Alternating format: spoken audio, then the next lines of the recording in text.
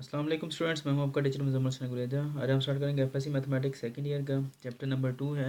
Exercise 2.4 है। नीचे मैंने अपना WhatsApp number, Viber number, email address और अपना यूट्यूब का शॉर्ट यूआरएल लिख दिया है। अगर कोई प्रॉब्लम हो तो आप मुझसे कॉन्टैक्ट कर सकते हैं।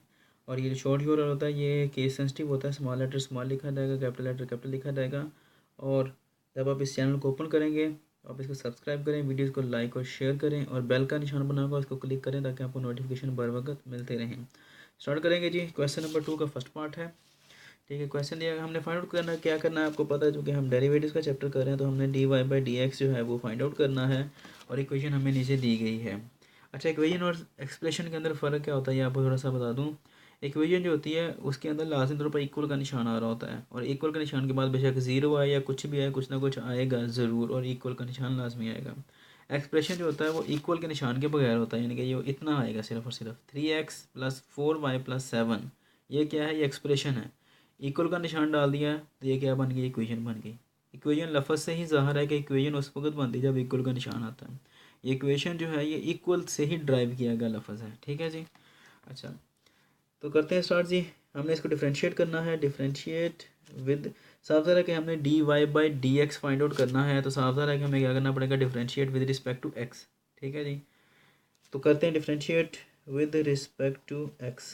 क्या आएगा हमारे पास, d by d x of 3x + 4y + 7 is equal to, अब राइट साइड पर भी लेना पड़ेगा क्योंकि इक्वलिटी है ना। इक्वलिटी इक्वेशन उसी को कहते हैं जब हम, इक्वेशन उसको कहते हैं जिसमें इक्वलिटी होल्ड करती है। अगर हम डेरिवेटिव इस साइड पर ले लेंगे और इस साइड पर डेरिवेटिव नहीं लेंगे तो वो इक्वलिटी होल्ड नहीं करेगी, क्योंकि सिर्फ एक साइड पर एक चीज़ ज़्यादा हो गई है, डेरिवेटिव हो गया, और दूसरी साइड पर दूसरी चीज़ कम है, यानी कि डेरिवेटिव नहीं है। तो इसलिए जब हम किसी चीज़ के साथ मल्टीप्लाई या डिवाइड करेंगे इक्वेशन के दोनों साइडों पर करना पड़ता है, अदरवाइज़ वो इक्वेशन इक्वेशन नहीं रहती है फिर। ठीक है, वो इनइक्वालिटी हो जाएगी फिर। ठीक है जी। तो d by d x of zero हमें लेना लाजमी पड़ेगा, रूल के मुताबिक, मैथ के रूल के मुताबिक क्लास में लेना पड़ेगा। बेशक हमें पता है कि d by d x of zero zero ही होगा, लेकिन हमें इक्वेशन को इक्वेशन रखने के लिए हमें लाजमी तौर पर जो ऑपरेटर हमने एक साइड पर लिया है वही ऑपरेटर दूसरी साइड पर भी लेना पड़ेगा। अच्छा जी, अदरवाइज़ ये मैथमेटिकली गलत हो सकता है। कोई भी टीचर आपका ये गलत कर सकता है, तो लॉजिक को वो होल्ड करेगा वो टीचर, आप उस टीचर को गलत नहीं कह सकते फिर। ठीक है। अच्छा जी, करें इसको। ये जो ऑपरेटर है डी बाई डी एक्स, ये इन तीनों के ऊपर कराएं, इसको ऑपरेट करवाएं। क्या आएगा, पहले वैसे लिख लेते हैं, D by d x of 3x। क्योंकि ये क्वेश्चन छोटा था इसलिए बेहतर है कि इसको थोड़ा सा लंबा कर लिया जाए। D by d x of 4y + d by d x of 7 is equal to 0, चूँकि इसके ऊपर डायरेक्ट मैंने अप्लाई कर दिया है। अच्छा जी, क्या होता है, अब किस तरह अप्लाई किया जाता है ये, कि जो कांस्टेंट होता है वो पहले आ जाएगा डेरिवेटिव के, D by d x of x आ जाएगा, प्लस फिर यहाँ पर कांस्टेंट 4 आ रहा है पहले आ जाएगा, D by d x of y आ जाएगा। ये उस सूरत में जब साथ में कोई वेरिएबल आ रहा है, जब ये सिर्फ कांस्टेंट आ रहा है तो d by d x of constant is equal to 0।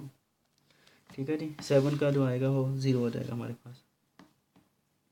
अच्छा, x का डेरिवेटिव क्या आता है, 1 + 4, यहाँ पर क्या आएगा, d y by d x, क्योंकि ये तो कैंसिल आउट नहीं होते हैं, इज इक्वल टू 0।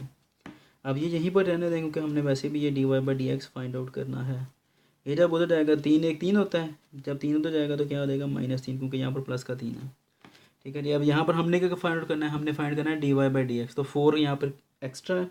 जब ये दूसरी साइड पर जाएगा तो क्या हो जाएगा, चूँकि यहाँ पर ये मल्टीप्लाई हो रहा है 4 multiplied by d y by d x, तो इधर जाकर क्या हो जाएगा, इधर जाकर वो डिवाइड हो जाएगा। और यही हमारा आंसर है। उम्मीद है कि आपको समझ आ गई होगी, छोटा सा आंसर है ये, लेकिन अगर फिर भी समझ ना आए, कोई प्रॉब्लम हो तो आप मुझसे कॉन्टैक्ट कर सकते हैं। बाकी चलो नेक्स्ट वीडियो में आपसे मिलता हूँ, तब तक के लिए अपना ख्याल रखिएगा, दुआ में याद रखिए और मेरे चैनल को सब्सक्राइब करें, वीडियोस को लाइक और शेयर कीजिएगा। अल्लाह हाफ़िज़।